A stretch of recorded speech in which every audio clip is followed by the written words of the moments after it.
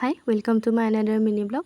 যিহেতু আমি আহিছিলোঁ আমাৰ লগৰজনী ঘৰলৈ আৰু তাহাঁতৰ ঘৰত বহুতখিনি ফুল আছে, তাৰ কাৰণে আমি ৰাতিপুৱাই শুই উঠি পিনে কটাৰী হাতত ল'লোঁ আৰু এইফালে লাগি গ'লোঁ ফুল লোৱাত।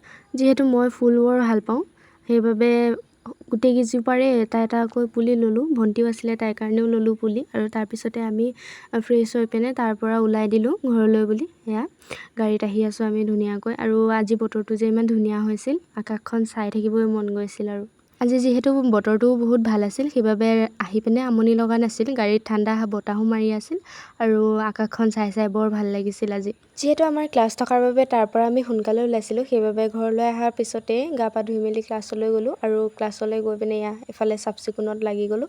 চাফ চিকুণ কৰাৰ বাবদ পিছে আমাক ছাৰে স্প্ৰাইট খোৱালে আৰু তাৰ লগতে আমাৰ এজন ছাৰে দোকান অপেনিং কৰিছিলে, তাৰ কাৰণে আমি মিঠাই খাবলৈও পালোঁ। আৰু এইদৰে আমাৰ দিনটো পাৰ হ'ল। আৰু আজি কৈছোঁৱে বতৰটো বৰ ধুনীয়া আছিল, সেইবাবে আকাশখনৰো এটা ছবি তুলি ৰাখিলোঁ। আজিৰ কাৰণে ইমানেই, আকৌ এটা ভিডিঅ'ত লগ পাম। Bye bye.